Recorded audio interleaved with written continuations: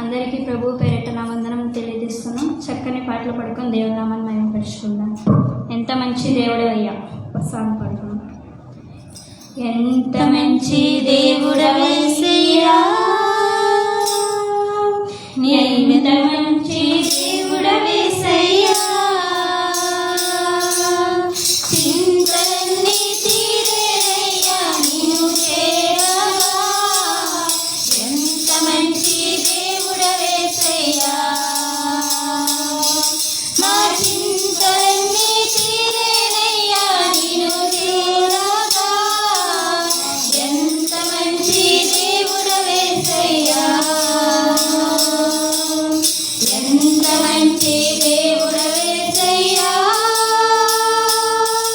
నీవెంత మంచి దేవుడవేసయ్యా, చింతలన్నీ తీరేనయ్యా నిన్ను చేరగా. ఎంత మంచి దేవుడవేసయ్యా, మా చింతలన్నీ తీరేనయ్యా నిన్ను చేరగా. ఎంత మంచి దేవుడవేసయ్యా, ఘోర పాపినైనా నేను దూరంగా పారిపోగా. ఘోర పాపినైనా నేను దూరంగా పారిపోగా. నీ ప్రేమతో నన్ను క్షమించి నన్ను హత్తుకున్నావయ్యా. నీ ప్రేమతో నన్ను క్షమించి నన్ను హత్తుకున్నావయ్యా. ఎంత మంచి దేవుడవేసయ్యా, నీవెంత మంచి దేవుడవేసయ్యా, చింతలన్నీ తీరేనయ్యా నిన్ను చేరగా. ఎంత మంచి దేవుడవేసయ్యా, నా చింతలన్నీ తీరేనయ్యా నిన్ను చేరగా. ఎంత మంచి దేవుడవేసయ్యా, నాకున్న వారందరూ నన్ను విడిచిపోయినను. నాకున్న వారందరూ నన్ను విడిచిపోయినను. ఎన్నెన్నో ఇబ్బందులకు గురి చేసినను నన్ను నీవు విడువలేదయ్యా. ఎన్నెన్నో ఇబ్బందులకు గురి చేసినను నన్ను నీవు విడువలేదయ్యా. ఎంత మంచి దేవుడవయ్యా, నీవెంత మంచి దేవుడవేసయ్యా, చింతలన్నీ తీరేనయ్యా నిన్ను చేరగా. ఎంత మంచి దేవుడవేసయ్యా, మా చింతలన్నీ తీరేనయ్యా నిన్ను చేరగా. ఎంత మంచి దేవుడవేసయ్యా, ఎంత మంచి దేవుడవేసయ్యా, నీవెంత మంచి దేవుడవేసయ్యా, చింతలన్నీ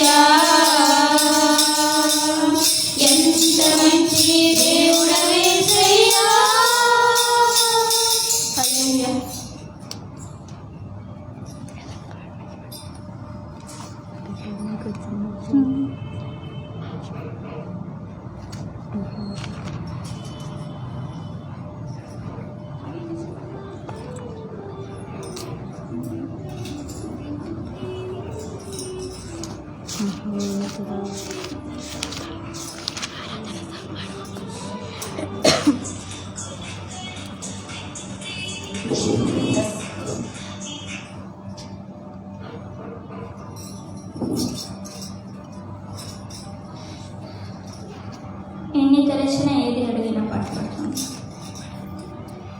ఎన్ని తలచినా ఏది అడిగినా జరిగేది నీ చిత్తమే ప్రభువా, జరిగేది నీ చిత్తమే. ఎన్ని తలచినా ఏది అడిగినా జరిగేది నీ చిత్తమే ప్రభువా, జరిగేది నీ చిత్తమే. నీ వాక్కుకై వేచి ఉంటిని, నా ప్రార్థన ఆలకించుమా ప్రభువా, నా ప్రార్థన ఆలకించుమా. ఎన్ని తలచినా ఏది అడిగినా జరిగేది నీ చిత్తమే ప్రభువా, జరిగేది నీ చిత్తమే. నీ తోడు లేక నీ ప్రేమ లేక ఇలలో నా ఏ ప్రాణి నిలువలేదు. నీ తోడు లేక నీ ప్రేమ లేక ఇలలో నా ఏ ప్రాణి నిలువలేదు. అడవి పువ్వులే నీ ప్రేమ పొందగా, అడవి పువ్వులే నీ ప్రేమ పొందగా, నా ప్రార్థన ఆలకించుమా ప్రభువా, నా ప్రార్థన ఆలకించుమా. ఎన్ని తలచినా ఏది అడిగినా జరిగేది నీ చిత్తమే ప్రభువా, జరిగేది నీ చిత్తమే. నా ఇంటి దీపం నీవే అని తలచి, నా హృదయం నీ కొరకై పదిలపరచితి. నా ఇంటి దీపం నీవే అని తలచి, నా హృదయం నీ కొరకై పదిలపరచితి.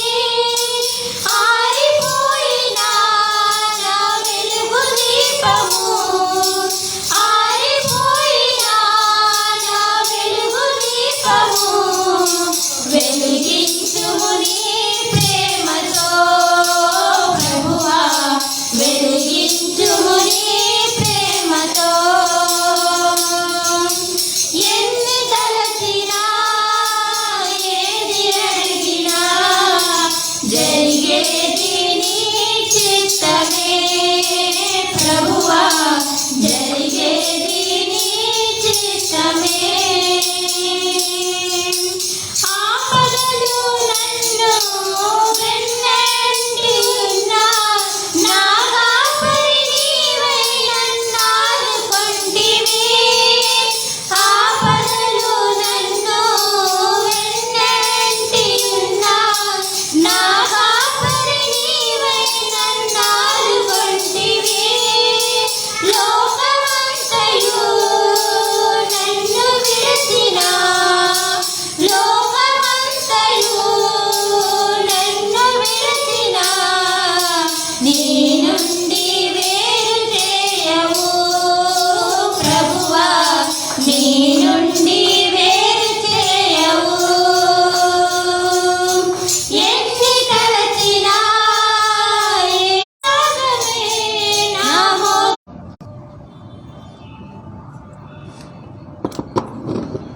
దేవుని నామానికి మహిమ కలుగునుగాక. ఇంతవరకు కూడా దేవుని సన్నిధిలో పాటల ద్వారా దేవుని స్తుతించుకున్నందుకై దేవునికి స్తోత్రం.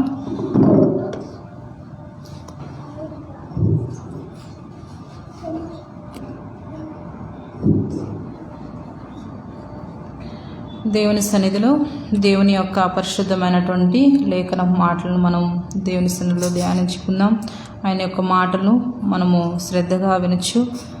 ఆయన చెప్పేటువంటి మాటల ద్వారా మన జీవితాల్లో ఉండేటువంటి ప్రతి విధమైనటువంటి శోధనల నుండి తొలగించబడాలని మనము దేవుని యొక్క పాదాల చెంత ప్రార్థిద్దాం. ప్రార్థన కంటే ముందుగా దేవుని యొక్క మాటలను చూసుకుందాము.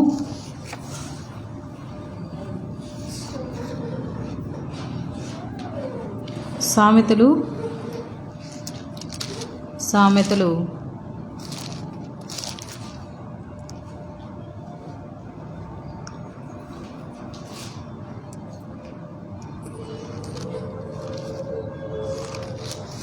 19వ అధ్యాయము. సామెతలు 19వ అధ్యాయము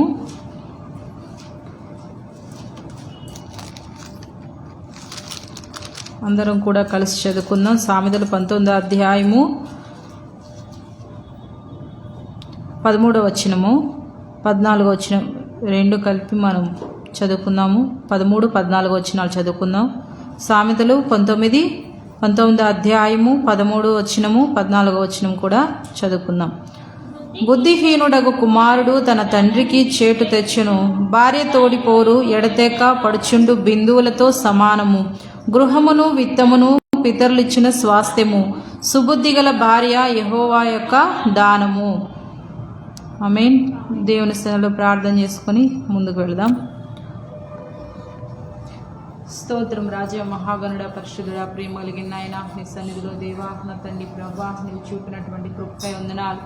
దేవా నా తండ్రి సమయం మందు నాతో నా తండ్రి సూటిగా స్పష్టంగా మాట్లాడుతూ రమ్మని, నీ యొక్క వాక్య మాటలు నా తండ్రి రాజా నా తండ్రి మాకు తెలియపరుస్తూ రమ్మని, బోధించమని నైనా నీ ఆత్మ సన్నిధి సంచారము నా తండ్రి నాకు దయచేస్తూ, అయా నా తండ్రి ప్రభ నీ సన్నిధిలో నా తండ్రి ప్రభ మేమేం తెలుసుకోవాలో, ఏ విధమైనటువంటి వర్తమానం నాతో మాట్లాడతావో నా తండ్రి రాజా సూటిగా స్పష్టంగా బయలుపరుస్తురమ్మని, బాహాటము దయచేస్తురమ్మని నైనా నీ ఆత్మ సన్నిధి నాపై అనుగ్రహిస్తురమ్మంచు. అయా నా తండ్రి నీ కృపతో నా తండ్రి రాజా నాయన మమ్మల్ని నింపచ్చు. మీ సన్నిధి మా మధ్య తోడుంటూ రమ్మని నీ సన్నిధిని ఆహ్వానిస్తూ నీ కృపతో నా తండ్రి రాజా అయా మమ్మల్ని దయపాలిస్తూ రమ్మంచు.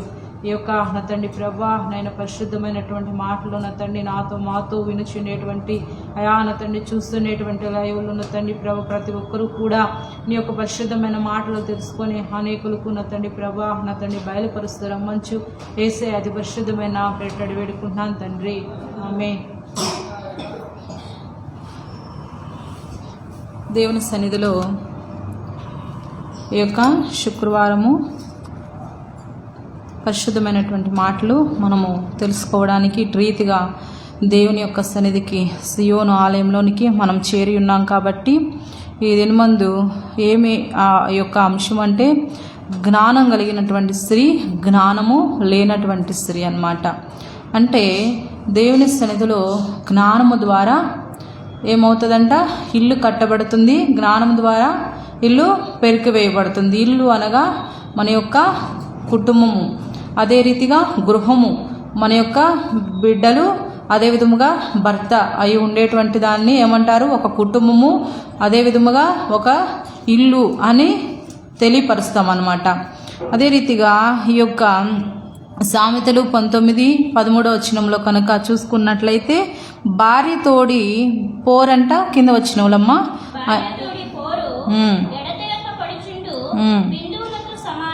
ఏమంటమ్మా, భార్య తోడిపోరు ఎడతెగక పడుచుండు బిందువులతో సమానము.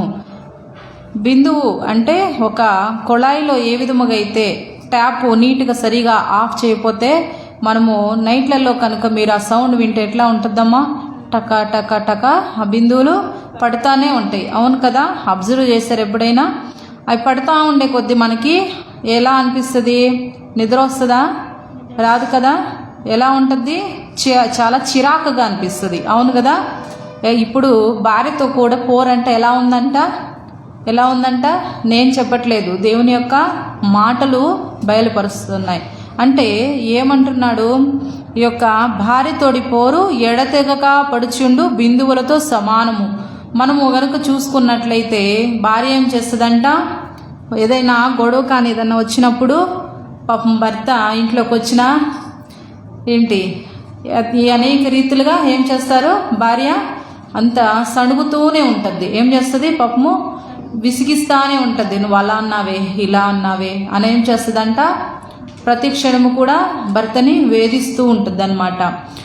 అయితే ఈ యొక్క బైబిల్లో కూడా మనకి ఏం చెప్తుందంట? భార్యతోడి పోరు బిందువులతో సమానము అంటుంది. గృహమును విత్తమును పితరులిచ్చిన స్వాస్థ్యము సుబుద్ధి గల భార్య ఏమంట? సుబుద్ధి గల భార్య యెహోవా యొక్క దానం అంటున్నాడు. ఏమైందంట? సుబుద్ధి గల భార్య అంటే ఎవరమ్మా? జ్ఞానం కలిగినటువంటి స్త్రీ అన్నమాట. సుబుద్ధి గల భార్య దొరుకుట అరుదని కూడా వాక్యం సెలవిస్తుంది అనమాట. అయితే సామెతలు 31 లాస్ట్లో చివరిలో కనుక చూసుకున్నట్లయితే ఉంటుంది అనమాట. ఏం చెప్తాడు అక్కడ? ఆ యొక్క తల్లి ఆ రాజుకి ఏం చెప్తుంది అనమాట? జ్ఞానం కలిగినటువంటి 10వ వచనంలో నుండి చూసుకున్నట్లయితే జ్ఞానం కలిగిన స్త్రీ ఏం చేస్తుందంట? పెందల కాడనే లేచి తన ఇల్లునంతా కూడా చక్క పెట్టుకొని ఏం చేస్తుందంటే పనికత్తెలకు బత్తెమును ఏం చేస్తుంది? సిద్ధపరుస్తుంది. అదే విధముగా తన యొక్క ఇంటి వారందరికీ కూడా ఆ యొక్క చలి తగలకుండా ఉండాలని చెప్పి ముందుగా వస్త్రాలని కూడా సిద్ధం చేసుకుంటుంది. అదే విధముగా అన్ని విషయాల్లో కూడా మంచిగా ఆ పొలం విషయంలో కూడా ఆమె ఏం చేస్తుంది అనమాట? కూడబెట్టుకున్న వాటి ఆ యొక్క ధనాన్ని వ్యర్థం చేయకుండా ఏం చేస్తుంది? పొలాన్ని కొంటుంది. అదే రీతిగా ఆ కుటుంబానికి ఏమి కావాలో వాటన్నిటిని కూడా సమకూరుస్తుంది అనమాట. ఎవరిమే? జ్ఞానం కలిగిన స్త్రీ అన్నమాట. అయితే ఈ భార్యతోడి పోరు ఎడతెగక పడుచుండు బిందువులతో సమానము అంటే అదే రీతిగా లోకంలో కనుక చూసుకున్నట్లయితే జ్ఞానం లేకుండా అనేక మంది స్త్రీలు ఏం చేస్తారు? కుటుంబాన్ని ఏం చేస్తారు? పెరికి వేసుకుంటారనమాట. అంటే భర్తతో గొడవలు పెట్టుకొని అనేక రీతులుగా ఏం చేస్తారంట? వారు కోర్టు వివాదాలకు కానీ అదే రీతిగా ఏం చేస్తారు? విడాకులు తీసుకోవడం కానీ అత్తమామలతో గొడవలు పెట్టుకోవడం కానీ ఏం చేస్తారు? వారు సమాధానమైనటువంటి మాట తీరు లేకపోవడం ద్వారా ఏం చేయబడుతుంది? వారి జీవితాలు చిన్న భిన్నంగా మార్చబడతాయి. ఎందుకు? కేవలం ఒక నోటి ద్వారా, అదే విధముగా జ్ఞానము లేకపోవటం ద్వారా ఏం చేయబడతారు? వారి జీవితాలు చిన్న భిన్నంగా మార్చబడతాయి అన్నమాట. అయితే దేవుడు అంటున్నాడు సుబుద్ధి గల భార్య దొరుకుట ఏమై ఉంటుంది? అరుదై ఉంది. అదే విధముగా సుబుద్ధి గల భార్య యెహోవా యొక్క దానము. యెహోవా యొక్క దానము అంటే ఇప్పుడు రక్తదానము, అన్నదానము, ఇంకా వస్త్రదానము, అన్ని దానాలు చూసాం కదా. అదే విధముగా ఇవన్నీ ఎవరిస్తారు? రక్తదానం ఎవరు చేస్తారు? మనుషుడు చేసేదే. వస్త్రదానము మనుషులు చేస్తారు. అదే విధముగా అన్నదానము మనుషులు చేసేవి. ఇవన్నీ కూడా ఎవరు చేస్తారు? మనుషులు. మన దగ్గర ఉన్నప్పుడు ఇతరులకి కొంచెము పంచి పెట్టాలనే ఉద్దేశంతో ఏం చేస్తాము? ఇతరులకి ఇస్తామన్నమాట. కానీ సుబుద్ధి గల భార్య ఎవరి దానమై ఉంటుందంట? యెహోవా యొక్క దానమై ఉంటుంది. ఏమంటమ్మా? యెహోవా యొక్క దానమై ఉంటుందన్నమాట. అంటే అలా సుబుద్ధి కలిగినటువంటి స్త్రీగా ఉండటం కూడా గొప్ప భాగ్యం అన్నమాట. అది దేవుని సన్నిధిలో ఎలాగా ఉండాలంట? సుబుద్ధి కలిగినటువంటి భార్యగా ఉండాలని ఏం చేయాలా? వేడుకునే వారిగా ఉండాలన్నమాట దేవుని సన్నిధిలో. అంటే అలాంటి సుబుద్ధి కలిగినటువంటి ఆలోచన విధానముతో జీవించిన ఎడల అలాగూ మనమేమవుతాం? మనము కూడా సుబుద్ధి కలిగినటువంటి భార్యగా మార్చబడతాం అన్నమాట. అంటే జ్ఞానం లేకుండా ప్రవర్తించుట అది శాపం. ఎందుకంటే దాని ద్వారా, జ్ఞానం లేకుండా ప్రవర్తించుట ద్వారా ఏమవుతుంది? కుటుంబంలో అత్తమామకి ఏమవుతుంది? విలువలేని వారిగా ఉంటాం. భర్తకు విలువలేని వారిగా ఉంటాము. బిడ్డలకు కూడా ఏమవుతాం? మనము అనేక విషయాలను కూడా నేర్పించుకోలేనటువంటి వారిగా ఉంటాం. అదే రీతిగా సమాజంలో కూడా భర్తకి ఎక్కడా కూడా విలువ ఉండదన్నమాట. అదే సామెతల్లో ఏమంటాడు? ఆ సామెతల్లో చూసుకున్నట్లయితే 31వ అధ్యాయంలో ఉంటుంది కదా. జ్ఞానము కలిగి తన నోరు తెరిచును. 26వ వచనమమ్మ. కృపగల ఉపదేశము ఆమె బోధించునంటున్నాడు. ఎందుకంటున్నాడు ఈ మాటలు? ఎందుకంటున్నాడమ్మా? కృపగల ఉపదేశము ఆమె బోధించును, ఆమె తన ఇంటి వారి నడతలను బాగుగా కనిపెట్టును. అంటే ఈ యొక్క జ్ఞానం కలిగిన స్త్రీ చేసే పనులు ఏమై ఉంటాయంట? ఏమై ఉంటున్నాయంట? తన ఇంటి వారి నడతలను కనిపెట్టే రీతిగా ఉంటుంది. ఒక్కో స్త్రీ నోరు తెరిచిందంటే ఎలా ఉంటుంది? ఆమెకు ఒక బిరుదిస్తారు. ఎలాగా? అయ్యో ఆమె ఆ గయ్యాళి అనని మాట్లాడతాం. ఎందుకు అలాగా అంటే ఆమె నోరు తెరిస్తే మనుషుల మీదకి దూకి కొట్టేదిలాగా ఉంటుందన్నమాట. అంటే కొట్టడం అంటే కాదు, తన మాట తీరు ఎలా ఉంటుంది? గయ్యాళి అనే పేరు కలిగినటువంటి స్త్రీగా ఉంటుంది అన్నమాట. అయితే ఈమైతే జ్ఞానం కలిగిన స్త్రీ ఏ విధంగా ఉందంటమ్మా? కృపగల ఉపదేశమును ఆమె బోధించును, జ్ఞానము కలిగి తన నోరు తెరుస్తుందంట. ఏం తెరుస్తుందంట? జ్ఞానం కలిగి ఏమి మాట్లాడాలా, ఈ సమయమునకు ఏమి మాట్లాడాలా. దుడుకు పడదు ఎప్పుడు కూడా. ఏం చేయదు? నోరు జ్ఞానంగా ప్రవర్తిస్తుంది. అంటే మన జీవిత విధానంలో ఎలాగ మాట్లాడాలా? జ్ఞానం కలిగి నోరు తెరిచేవారిగా ఉండాలన్నమాట. ఈ దినమందు అంశం ఏమైందంట? జ్ఞానం కలిగిన స్త్రీ, జ్ఞానము లేనటువంటి స్త్రీ అన్నమాట. అంటే ఈ జ్ఞానం కలిగిన స్త్రీ ఏం చేస్తుందంటే తన కుటుంబం ఏ విధముగా ఉంది, తన కుటుంబం ఏ రీతిలో నడుచుకుంటుంది, తన కుటుంబం అవసరతలు ఏమిటి, తన యొక్క కుటుంబం అక్కర్లేమిటి, వారికి ఏమి కావాలా, నా కుటుంబానికి నేను ఏమి సంపాదించాలా అనని ఆమె ఏం చేస్తుంది అనమాట? చురుకైనటువంటి స్త్రీగా అక్కడ తన కుటుంబంలో వ్యవహరిస్తుందన్నమాట. అయితే పని చేయకుండా ఆమె భోజనము చేయదనే వాక్యం సెలవిస్తుంది అనమాట. ఏమంటమ్మా? పని చేయకుండా ఆమె భోజనము చేయదనమాట. ఆమె కుమారులు లేచి ఆమెను ధన్యురాలందురు. చాలామంది కుమార్తెలు పతివ్రత ధర్మము అనుసరించి ఉన్నారు కానీ వారందరినీ నీవు మించిన దానవు అని ఆమె పెనిమిటి ఆమెను పొగడును. అంటే దేవుని సన్నిధిలో ఈ జ్ఞానం కలిగిన స్త్రీ ఈ విధంగా ప్రవర్తించినప్పుడు ఏమంటమ్మా? తన యొక్క భర్త కూడా పొగిడేవాడిగా ఉంటాడు. ఎక్కడ? గౌనుల యొద్ద అంటే ఆ యొక్క ఇక్కడే ఉందమ్మా అందము. ఇక్కడ ఉంది, వారందరినీ నీవు మించిన దానమని ఆమె పెనిమిటి ఆమె పొగడును. చివర్లో ఆమెన్. అంటే దేవుని సన్నిధిలో అలా కనుక జ్ఞానం కలిగి జీవించినప్పుడు తన భర్త కూడా ఏం చేస్తాడమ్మా? పొగిడే రీతిగా ఉంటాడు. అంటే మన ఊర్లోకి మనం వెళ్ళి 10 మంది కూర్చుంటారా లేదమ్మా? ఒక పురుషులు ఏం చేస్తారు? మనం ఇంట్లో పనులు చేసుకుంటా ఉంటే బయట ఏం చేస్తారు? వాళ్ళు అన్నీ కూడా ముచ్చట్లు చెప్పుకుంటూ ఉంటారు. అంటే ఊరి నుండి వచ్చారు, ఎలా ఉన్నారు, ఏంటి అనని ప్రతిదీ కూడా ఎంత సంపాదించారు, ఏ విధముగా ఉన్నారు అనని ప్రతిదీ కూడా అడుగుతూ మాట్లాడుకుంటూ అనేక సంభాషణలతో ఉన్నప్పుడు అప్పుడు వాళ్ళ మధ్యలో ఏమొస్తాయి?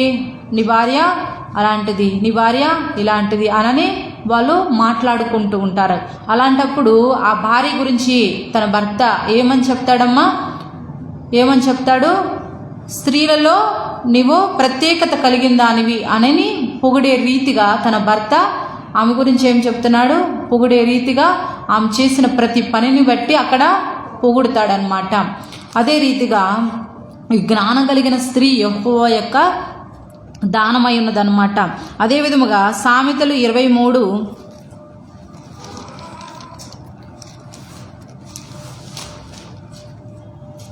13:13లోమా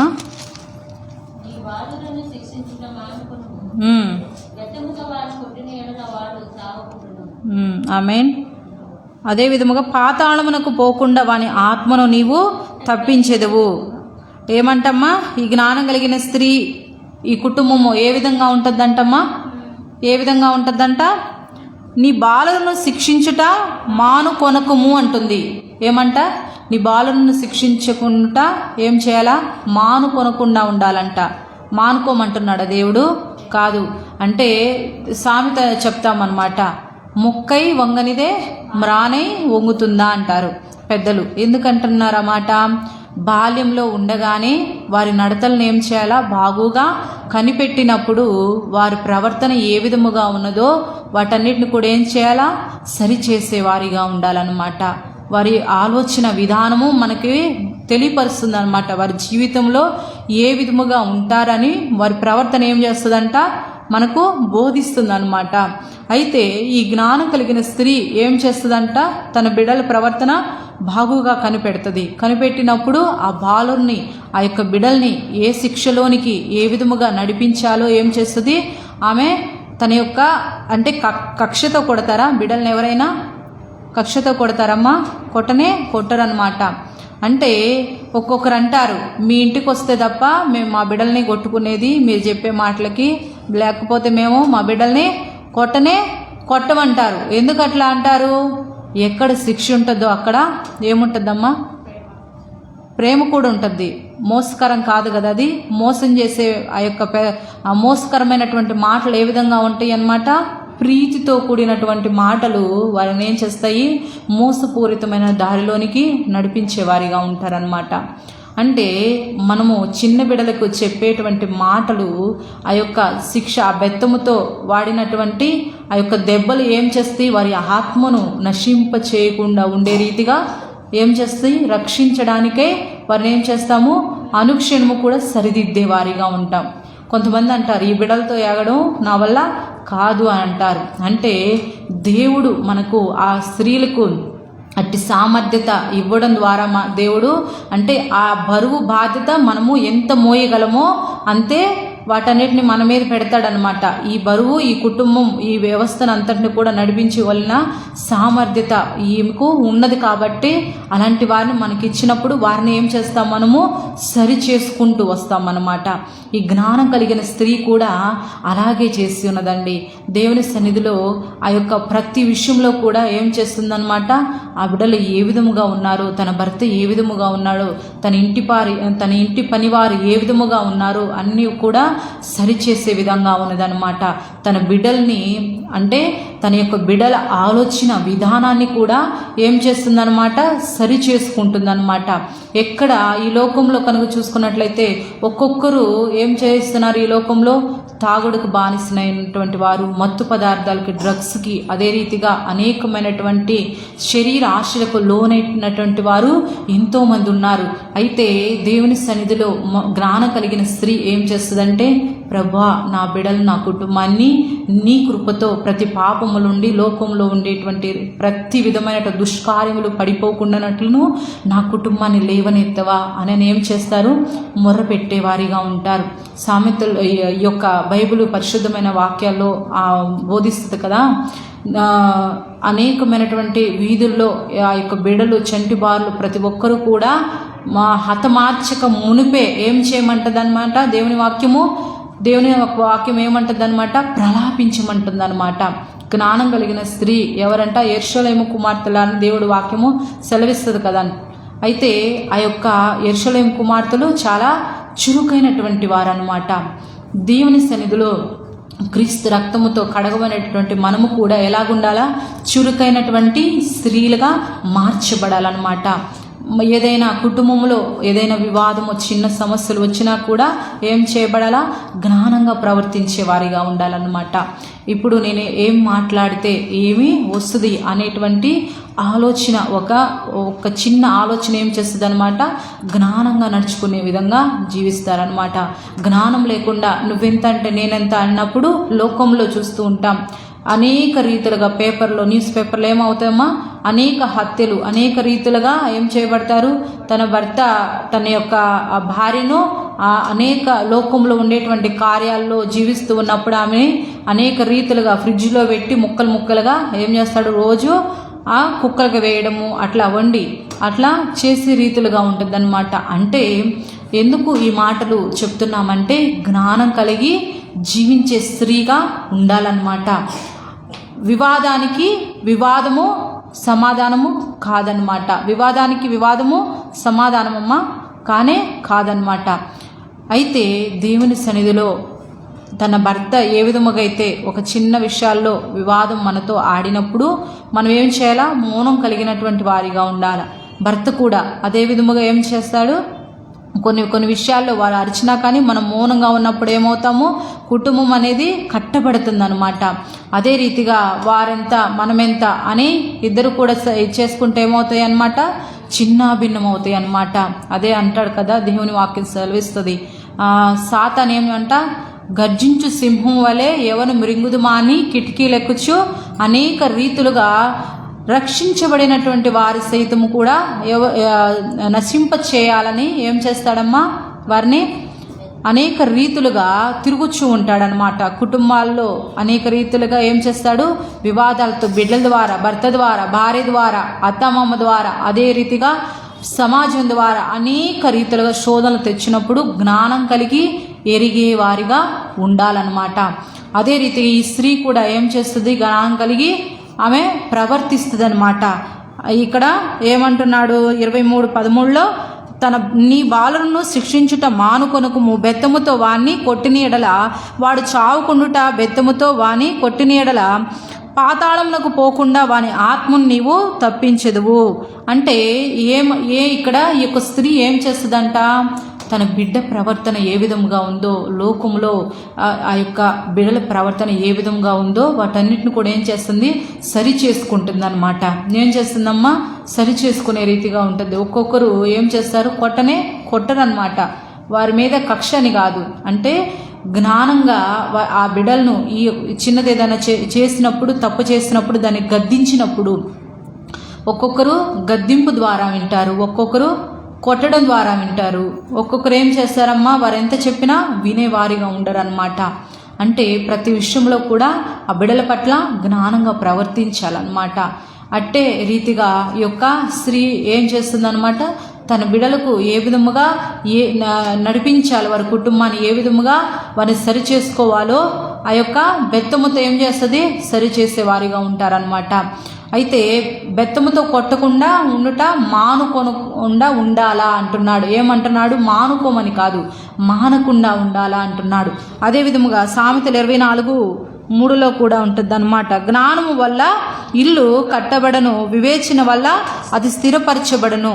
ఏమంటున్నాడమ్మా, జ్ఞానము వల్ల ఇల్లు కట్టబడను, వివేచన వల్ల అది స్థిరపరచబడును అంటున్నాడు. తెలివి చేత దాని గదులు విలువగల రమ్యమైన సర్వ సంపదలతో నింపబడును. జ్ఞానము గలవాడు బలవంతుడుగా ఉండును, తెలివి గలవాడు శక్తివంతుడుగా ఉండును. వివేకము గల నాయకుడవై యుద్ధము చేయుము, ఆలోచన చెప్పువారు అనేకులునుట రక్షణకరము. ఏమంటమ్మా, ఈ మాట చాలా ఇష్టం నాకు. ఎందుకంటే వివేకము గల నాయకుడివై యుద్ధము చేయము, ఆలోచన చెప్పువారు అనేకులునుట రక్షణకరము. ఎందుకంటే ఈ మాట ఈ రోజుల్లో ఏదైనా మనుషులకి ఒక చిన్న మాట, ఇలా కాదు అలా చేయండి అన్నప్పుడు వారు నువ్వేంటి చెప్పేది అంటారు. కానీ అలా అంటే ఆ వ్యతిరేకత, ఆ మాటకు వ్యతిరేకత చూపే విధానం మనలో ఉండకూడదన్నమాట. ఎందుకంటే ఆ వ్యతిరేకత మనలో కనుక ఉన్నట్లయితే మన కుటుంబము, మనకు ఉండేటువంటి ఈ లోకంలో సమాజము కూడా పాడైపోతుంది అనమాట. ఈ మాట నాకు ఎంతో ఇష్టము. ఎందుకంటే నా జీవితంలో ఇతరులు చెప్పేది నేను ఎక్కువగా ఇష్టపడతాను. అంటే ఆ మాట ద్వారా ఏమంటమ్మా, వారు చెప్పుట ద్వారా మనం జ్ఞానం పొందుతాం అన్నమాట. ఎందుకంటే ఆ జ్ఞానం చెప్పేవారు లేరనమాట. లోకంలో పొగిడేవారే కానీ జ్ఞానంగా ఇది కాదు ఇలా చేయండి అనని చెప్పేవారుండరు. అంటే ఆ జ్ఞానమైనటువంటి మాటను స్వీకరించుట కూడా మంచి మనసు ఉండాల. ఆ మాట వినేవారిగా ఉన్నప్పుడే మన కుటుంబం, ఇప్పుడు మనకు చిన్న బిడ్డలు, పసిబిడ్డలు, వారు తప్పటడుగులు వేసుకుంటూ నడుస్తూ ఉన్నప్పుడు అలా పడిపోతావు నాన్న, నువ్వు ఇటు నడువు అన్నప్పుడు, అక్కడ ఏదైనా అపాయం ఉన్నప్పుడు ఏమవుతుంది, వాళ్ళు పక్కకు రావడం ద్వారా తప్పించబడతాం. అదే విధముగా ఈ జ్ఞానం కలిగినటువంటి మాటలు మనకు బోధించటం, మన యొద్దకు వచ్చినప్పుడు వాటిని ఏం చేయాలా, స్వీకరించే మనసు కూడా కలిగి జీవించాలన్నమాట. అయితే ఈ తెలివి చేత, జ్ఞానము చేత మనం ఏమవుతాం అన్నమాట, సర్వ సంపదలు, విలువ కలిగినటువంటి రమ్యమైన సర్వ సంపదలతో నింపబడును. జ్ఞానం లేకపోవటం ద్వారా ఇల్లు ఏమవుతుంది, చెదిరిపోతుంది. మన ఇంటిలో ఒక అవసరత ఉన్నది, అదెంత, దాని విలువ ఎంత, 100 రూపాయలు. మన వద్ద ఎంతున్నాయి అదే 100 ఉన్నాయి. దాన్ని ఆ 100 రూపాయలని మనము వేరే అవసరత కలిగి, అంటే అది వ్యర్థమైనది, ఆ వ్యర్థమైన దానికోసం పెడతామా, మేలైన దానికోసం పెడతామమ్మా? ఆ 100 రూపాయల విలువ, ఆ 100 రూపాయలని ఆ విలువ కలిగినటువంటి వాటి కొరకు కేటాయించకుండా విలువ లేని దాని కొరకు కేటాయించినప్పుడు అదేమవుతుంది? మన యొద్ద విలువ లేనిది మన యొద్ద నుండి వెళ్ళిపోతుంది అన్నమాట. అలాగే మన యొద్ద కొంత మట్టుకుంటే ఏం చేస్తామో దాన్ని మేలైనది ఏదో వాటి కొరకు కేటాయించే మనసు కలిగి ఉండాలన్నమాట. మన కుటుంబము, మనకు ఉండేటువంటి ప్రతిది కూడా ఎలా వస్తాయి అన్నమాట, మనం ఎలా సంపాదించుకుంటామో జ్ఞానం కలిగే సంపాదించుకుంటాం అన్నమాట. అయితే ఈ తెలివి జ్ఞానం ఉండటం ద్వారా సొలొమోను గారు అదేవిధంగా చెప్తాడనమాట. దేవుణ్ణి అడుగుతాడు, నాకు జ్ఞానమి, సర్వ సంపదలు కాదు, నాకు జ్ఞానమి అన్నప్పుడు ఈ బైబిల్, పరిశుద్ధమైన బైబిల్లో ఎవరంట జ్ఞానం కలిగినటువంటి వాడు? సొలొమోను గారే. అయితే ఆ యొక్క స్త్రీల ద్వారా మాత్రమే ఏమై ఉన్నాడమ్మా, ఆ యొక్క రాజ్యాన్ని కూలదోసుకున్నాడు. అంటే జ్ఞానం కలిగిన స్త్రీ ఉండుట ఏమవుతుంది? ఒక రాజ్యాన్ని కట్టొచ్చు అనమాట, ఒక రాజ్యాన్ని కూలదోయచ్చు. అంటే మన కుటుంబాన్ని కూడా కట్టబడుతుంది జ్ఞానం ద్వారా. అదేవిధంగా కుటుంబం విడిపోతుంది అనమాట. అదే రీతిగా సామెతలు 25వ అధ్యాయము 24వ వచనంలో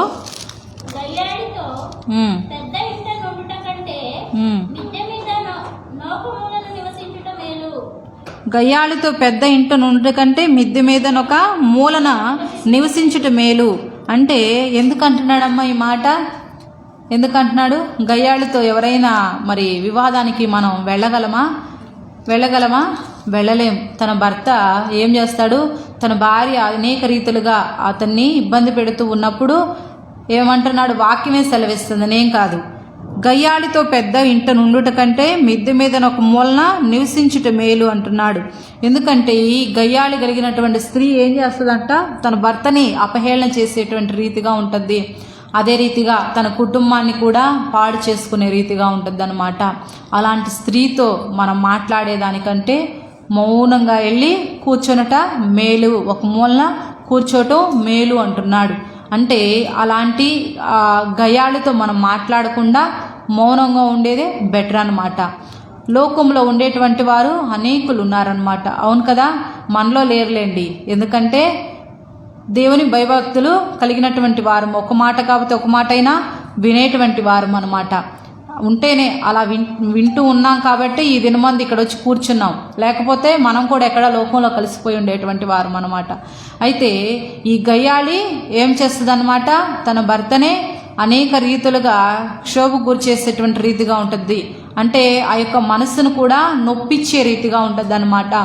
అయితే అదే జ్ఞానం కలిగినటువంటి స్త్రీ మనము చూసుకుందాం అన్నమాట. ఎక్కడ? న్యాయాధిపతులు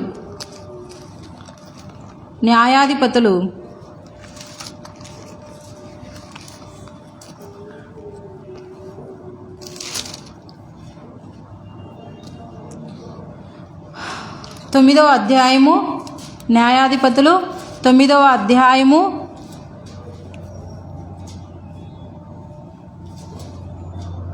51వ వచనం అమ్మా. 9వ అధ్యాయము 51వ వచనం. దానికి ముందు 50 వచనం చదువు తల్లి.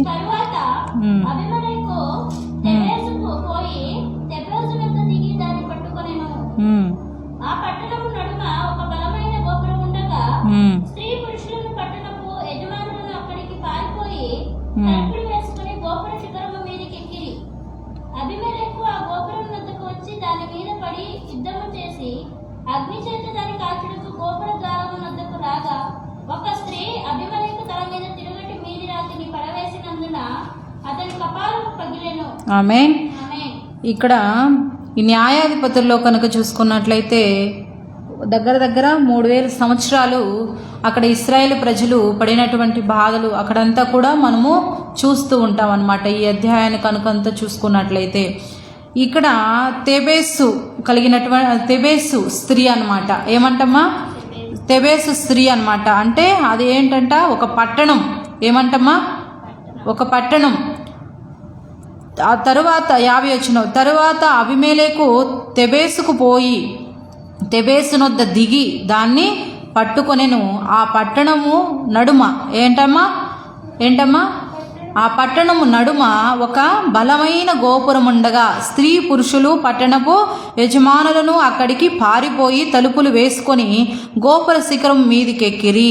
అబీమెలెకు ఆ గోపురమునొద్దకు వచ్చి దాని మీద పడి యుద్ధము చేసి అగ్నిచేత దాన్ని కాల్చుటకు గోపురము ద్వారము నొద్దకు రాగా ఒక స్త్రీ అబీమెలెకు తల మీద తిరుగటి మీది రాతిని పడవేసినందున అతని కపాలము పగిలెను.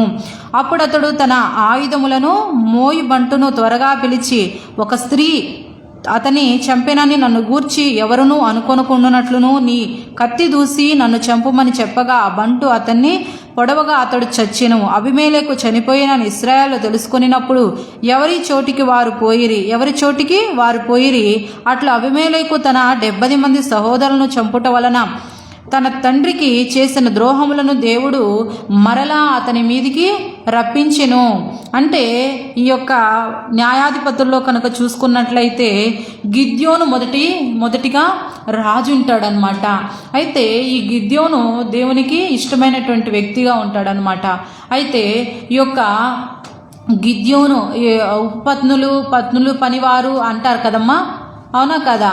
ఈ యొక్క గిద్యోను యొక్క ఉపపత్నులు వీరందరూ ఉంటారా అంటే ఇప్పుడు షారా గారు తన పనికత్తె ఉంటారు కదా, ఆగరు. ఏ విధముగా అయితే వీరందరిని ఎట్లా చెప్పుకుంటామో అట్లే ఈ ఉపపత్ను పుట్టినటువంటి వ్యక్తి ఎవరంట? అబీమెలెకు అవుతాడనమాట. అయితే ఆ గిద్యోను చనిపోయిన తర్వాత ఎవరు ఈ యొక్క రాజ్యాన్ని ఇశ్రాయేల్ ప్రజలను పరిపాలిస్తారో అని అక్కడ చెప్పుకుంటూ ఉన్నప్పుడు అక్కడ వారందరూ కూడా ఇక్కడ ఉంటుందమ్మా 9వ అధ్యాయము 3వ వచనంలో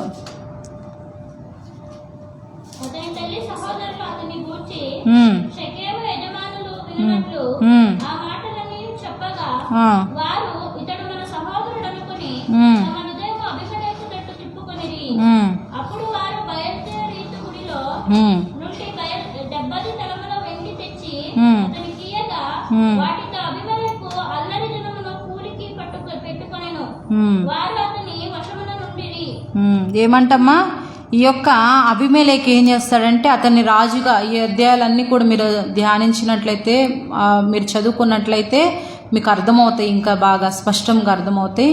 అయితే ఈ అబీమెలెకు ఏం చేస్తాడంటే తన సహోదరుడే అంటే అక్కడ ఇశ్రాయేల్ ప్రజలు అబీమెలెకును రాజుగా నియమించుకొని ఈ యొక్క ఇశ్రాయేల్ ప్రజలని అందరినీ కూడా ఏలమని అన్నప్పుడు అక్కడ ఆ యొక్క రాజుగా ఉంటాడనమాట. అప్పుడు అబీమెలెకు ఏం చేస్తాడంట 70 మందిని ఏం చేస్తాడంట అల్లరి జనాన్ని ఏమంటున్నాడు ఒక పాయింట్ గుర్తుపట్టండి, అల్లరి జనాన్ని పెట్టుకుంటాడనమాట. అల్లరి జనాన్ని ఎందుకు పెట్టుకుంటాడు? ఆ గుడిలో ఉండేటువంటి ఆ బంగారాన్ని తీసుకోరండి అనని చెప్తాడనమాట. చెప్పినప్పుడు వారు తీసుకొస్తాడు. ఈ అబీమెలెకు ఏ విధముగా ఏ పని అయితే ఆ అబీమెలెకు చెప్తూ ఉంటాడో ఆ 70 మంది అందరూ కూడా చేస్తూ ఉంటారనమాట. అదే విధముగా ఇశ్రాయేల్ ప్రజల్లో ఉండేటువంటి ఆ సహోదరులందరినీ కూడా చంపిస్తాడనమాట. అంటే వీరిలో ఒక వ్యక్తి ఉంటాడనమాట. ఇప్పుడు చంపిస్తూ ఉన్నప్పుడు ఒక వ్యక్తి మిగులుతాడు. అయితే ఆయన అంటాడనమాట, ఇతన్ని మీరు పెట్టుకున్నారు, ఇతన్ని పెట్టుకున్నప్పుడు ఇక్కడ ఉంటుంది అనమాట 17వ వచనం 9వ అధ్యాయం 17వ వచనం. అయితే మీరు నా తండ్రి కుటుంబం మీదకి లేచి యొక్క రాతి మీద అతని కుమారులైన 70 మంది మనుషులను చంపి అతని పనికెత్తి కుమారుడైన అబీమెలెకు మీ సహోదరుడైన షేకెము వారి మీద అతన్ని రాజుగా నియమించి ఉన్నారు. యెరుబ్బయలు ఎడలను అతని ఇంటి వారి ఎడలను మీరు ఉపకారము చేయకయు అతడు చేసిన క్రియలకు మీరు ప్రతిక్రియ చేయకయు అబీమెలెకును రాజుగా నియమించుకొనిన విషయముల్లో మీరు న్యాయముగాను యథార్థముగాను ప్రవర్తించిన ఎడల నేడు మీరు యెరుబ్బయలు ఎడలను అతని ఇంటి వారి ఎడలను సత్యముగాను యథార్థముగాను ప్రవర్తించిన ఎడల అబీమెలెకు నందు సంతోషించుడి, అతడు మీ యందు సంతోషించునుగాక. లేని ఎడల అబీమెలెకు నుండి అగ్ని బయలుదేరి షేకెము వారి మిల్లో ఇంటి వారిని కాల్చివేయునుగాక. షెకెము వారిలో నుండి మిల్లో ఇంటి నుండి అగ్ని బయలుదేరి అబీమెలెకు దహించునుగాక అని చెప్పి తన సహోదరుడైన అబీమెలెకునకు భయపడి యోతాము పారిపోయి బెయేరునకు వెళ్ళి అక్కడ నివసించెను. అబీమెలెకు 3 సంవత్సరములు ఇశ్రాయేలు మీద ఏలికయ్య ఉండెను. అప్పుడు యెరుబ్బయలు 70 మంది కుమారులకు చేయబడిన ద్రోహ ఫలము వారిని చంపిన అబీమెలెకును వారి సహోదరుని మీదికిని అతడు తన సహోదరులకు చంపునట్లు అతని చేతులు బలపరిచిన షేకెము యజమానుల మీదకి వచ్చినట్లు వారు చేసిన ప్రాణహత్య వారి మీద వచ్చినట్లు దేవుడు అబీమెలెకును షేకెము యజమానులకును వైరము కలుగుటకై వారి మీదికి దురాత్మను పంపెను. అప్పుడు షేకెము యజమానులు అబీమెలెకును వంచిరి. అంటే ఇక్కడంతా కనుక మీరు ఈ యొక్క అధ్యాయాన్ని కనుక ధ్యానించినట్లయితే మనకు అర్థమవుతుంది అన్నమాట. ఈ అబీమెలెకు చెడ్డ మనసు, చెడ్డ హృదయాన్ని కలిగినటువంటి వ్యక్తి అన్నమాట. అయితే ఈయన ఇశ్రాయేల్ ప్రజలకు కీడు చేయాలా అని చూస్తాడనమాట. ఈ ఇశ్రాయేల్ ప్రజలు ఇశ్రాయేల్ ప్రజలను చంపాలనుకున్నప్పుడు ఏం చేస్తారు? తేబేసు అంటే తేబేసు పట్టణానికి వెళ్తారనమాట. అక్కడే ఉంటుంది అనమాట. ఆ పట్టణము నడుమ ఒక బలమైన గోపురం ఉండగా, ఏంటమ్మా బలమైన గోపురము అంటే అది ఒక బలమైన దుర్గము, బలమైనటువంటి ఆ దేవుని హస్తము అని అర్థం అనమాట. అంటే దేవుని యొక్క బలమైనటువంటి బాహువు అని దేవుని యొక్క మాట మనకు అర్థమవుతుంది అనమాట. అంటే ఆ యొక్క బలమైనటువంటి ఒక దేవుని సన్నిధి అని మనం చెప్పుకోవచ్చు అనమాట. అయితే ఆ బలమైనటువంటి గోపురం యొద్దకు ఈ యొక్క ఇశ్రాయేలు ప్రజలందరూ కూడా ఏమవుతారు?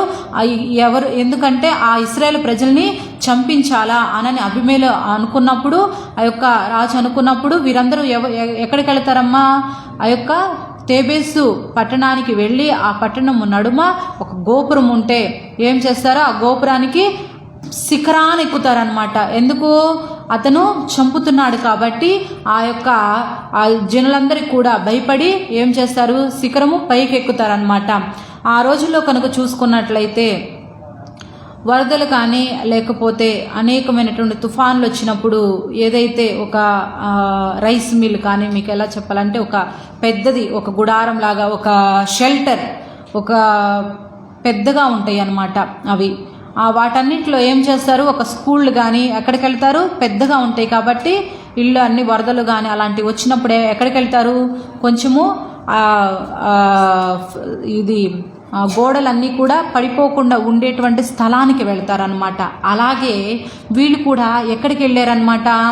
ఈ తేబేసు ఆ యొక్క గోపురం, ఆ యొక్క పట్టణం నడుము మధ్యలో ఉండేటువంటి ఆ గోపురం మధ్యలోనికి వాళ్ళు ఏం చేస్తారనమాట? పైకి ఎక్కుతారనమాట తలదాచుకున్నట్టుకే. అయితే వారు అక్కడికి వెళ్ళినప్పుడు అక్కడే ఉంటుందమ్మా స్త్రీ పురుషులు. ఏంటమ్మా? స్త్రీ పురుషులను పట్టణపు యజమానులను అక్కడికి పారిపోయి తలుపులు వేసుకొని గోపురము శిఖరము మీదికి ఎక్కిరి. గోపురము శిఖరము మీదికి ఎక్కిరి. అబీమెలెకు ఆ గోపురము నొద్దకు వచ్చి ఏమంట? ఎవరొచ్చారమ్మా? అబీమెలెకు వచ్చాడంట. అబీమెలెకు వచ్చి ఏం చేయాలనుకుంటున్నాడు? ఆ గోపురాన్ని కాల్చివేయాలనుకుంటున్నాడు. అయితే ఇక్కడ వీరందరూ కూడా ఆ స్త్రీ పురుషులు ఏం చేస్తున్నారంట? పైనుండి చూస్తూ ఉన్నారు. వారిలో ఉండి ఒక జ్ఞానం కలిగిన స్త్రీ ఏం చేస్తుందమ్మా? ఆ జ్ఞానం కలిగిన స్త్రీ పైనుండి ఆయన ఎట్లా వెళుతున్నాడా కనిపిస్తుంది కదా. మన మిద్దె మీద ఉన్నప్పుడు మనకు అర్థమవుతుంది కదా కింద ఏం జరుగుతుందో. అలాగే ఆ వారిలో స్త్రీ పురుషుల్లో ఒక స్త్రీ మాత్రం ఏం చేస్తుంది? అక్కడ ఏం చేస్తున్నాడు ఈ రాజు అబీమెలెకు అని చెప్పి చూస్తుందన్నమాట, గమనిస్తుందన్నమాట. ఏం చేస్తుందమ్మా?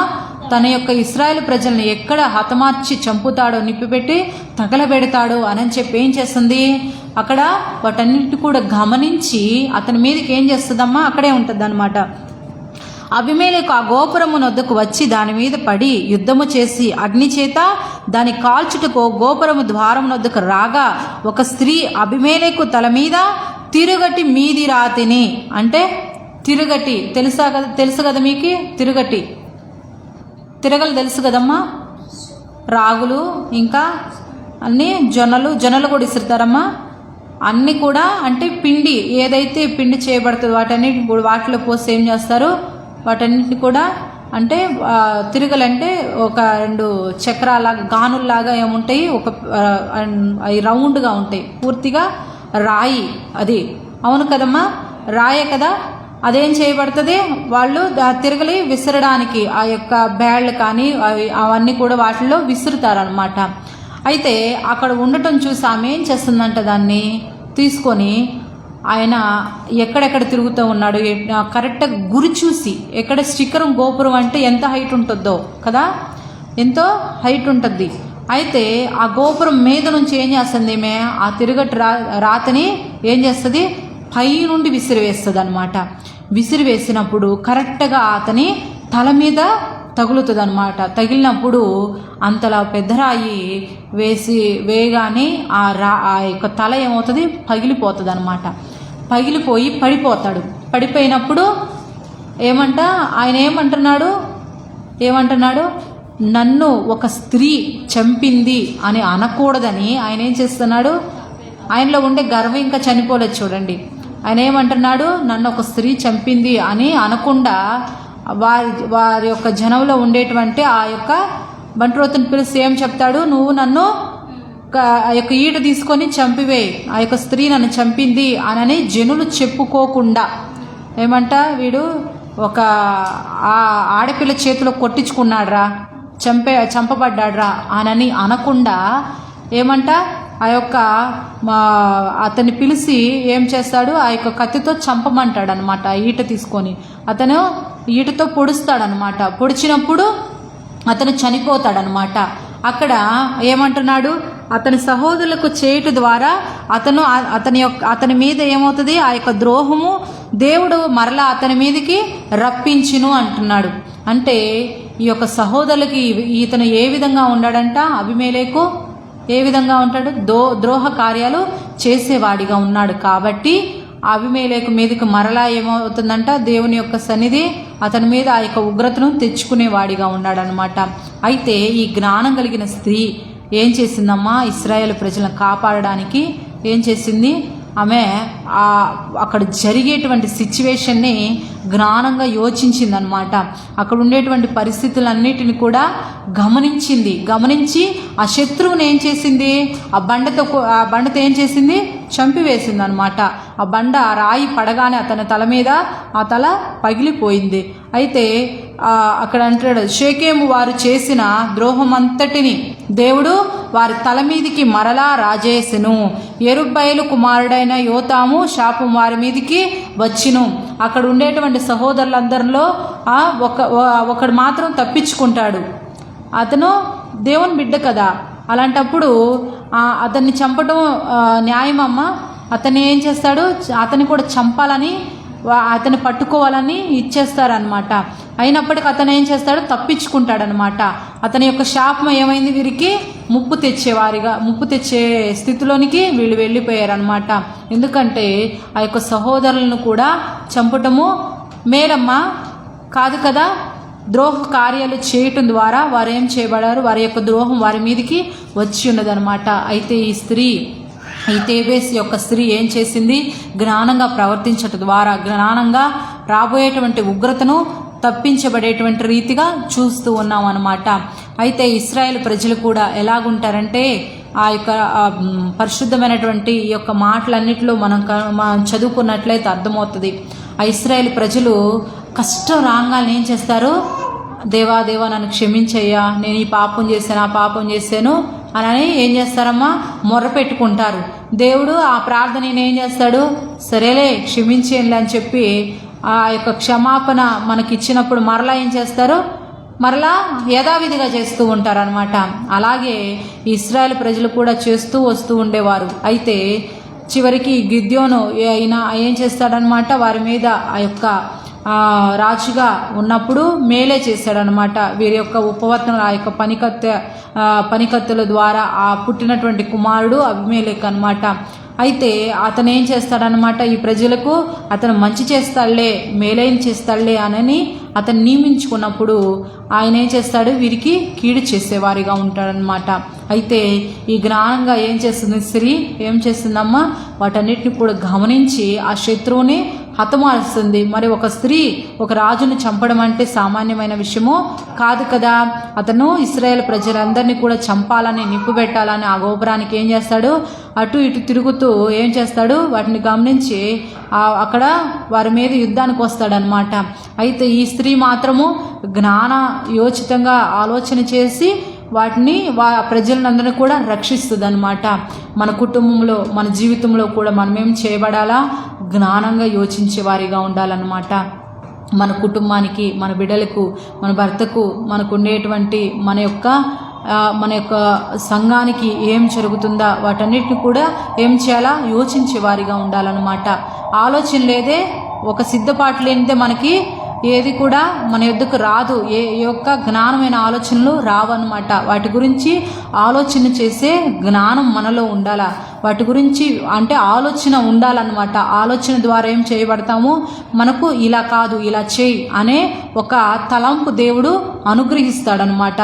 దేవుని సన్నిధిలో మనం కూడా అట్టి జ్ఞానం కనుక జీవించినట్లయితే మన జీవితాల్లో కూడా రాబోయే శత్రువును కూడా మనము జయించే వారిగా ఉంటాం. వాటన్నిటిని కూడా విడుదల పొందుకునేటువంటి వారిగా జీవిస్తామన్నమాట. అది ఏ కార్యమైనా, ఆ యొక్క అభిమేలు లాంటి శత్రువు అయినా కూడా మన చేతుల్లో ఏమవుతాడు, హతమార్చే రీతిగా చూస్తామన్నమాట. దేని ద్వారా, కేవలము ఒక జ్ఞానం కలిగినటువంటి వారిగా. ఆయన అంటాడు కదా, జ్ఞానం కొదువైన ఎడల నన్ను అడుగుము అంటాడు. కాబట్టి జ్ఞానాన్ని మనం అడిగే వారిగా ఉండాలా. జ్ఞానం కలిగిన స్త్రీ వలె మన కుటుంబాన్ని కట్టుకునేటువంటి వారిగా ఉండాలన్నమాట. ప్రభువా, మా జీవితాలను మీరు కట్టండి అయ్యా, మీ జ్ఞానాత్మను మాపై అనుగ్రహించు అనని దేవుని సన్నిధిలో వేడుకునే వారిగా ఉండాలన్నమాట. దేవుని సన్నిధిలో ఏం చేయాలా, అటు జ్ఞానాన్ని నా బిడ్డలకు దయచి, నా యొక్క బిడ్డలను మీరు సరిదిద్దండి, మీరు జ్ఞానాత్మతో నింపండి, మా బ్రతుకులు మీరు మార్చండి అని ఏం చేయాలా, దేవుని సన్నిధిలో ప్రలాపించేటువంటి వారిగా ఉండాలా. దేవుని వాక్యం కూడా చెప్తుంది కదా, ప్రలాపించేటువంటి స్త్రీలను కనుగొనుడి. ఆయన అంటాడు కదా, జ్ఞానం కలిగినటువంటి స్త్రీలను ఏం చేయాలా, మనము ఏర్పరచుకునేటువంటి వారిగా ఉండాలా. అంటే దేవుని సన్నిధిలో మన బిడ్డలకు కూడా అట్టి జ్ఞానాన్ని మనం బోధించే వారిగా ఉండాలా. మన బిడ్డలకు కూడా ఆ యొక్క బెత్తము అంటే ప్రతిసారి మనం కక్షతో అయితే కొట్టం కదా, మన బిడ్డలు మంచి ప్రవర్తనలో నడవాలని, భయభక్తులు కలిగి దేవుని సన్నిధిలో జీవించాలని, వారి యొక్క జీవితాలు కట్టబడాలని ఒక ఆశతోనే కదా మనం వారిని ఏం చేస్తాం, కొడతామన్నమాట. అంటే వారు ఏ పని చేస్తున్నారు దాన్ని ఏం చేయాలో మనము జ్ఞానంగా చెప్పి వాటిని సరిచేసే వారిగా ఉండాలా. రాబోయే ఉగ్రతను, రాబోయేటువంటి శిక్షను, రాబోయేటువంటి ఆ యొక్క మన యొక్క బిడల ఆత్మలను రక్షించేటువంటి వారిగా మనము జ్ఞానంగా ప్రవర్తించాలన్నమాట. దేవుని సన్నిధిలో మనము ఇట్టి వారిగా జీవించినప్పుడు మనము కూడా ఈ యొక్క సామెతలు 31వ అధ్యాయం 10వ వచనం నుంచి ఏ విధముగా అయితే జ్ఞానం కలిగిన స్త్రీ వలె ఆ యొక్క స్త్రీ ఉన్నదో మనము కూడా జ్ఞానం కలిగిన స్త్రీలుగా మార్చబడతామన్నమాట. ఎలాగుంటాము, మనం కూడా మన భవిష్యత్తులను కట్టుకునే వారిగా జీవిస్తామన్నమాట. దేవుని సన్నిధిలో ఈ వాక్యాన్ని దేవుడు దీవించి మనందరి జీవితాల్లో ఆయన కార్యసిద్ధిని కలుగజేసి మనము కూడా జ్ఞానం కలిగిన స్త్రీలుగా మార్చబడదుగాక. ఆమేన్. ప్రార్థన చేసుకుందాం.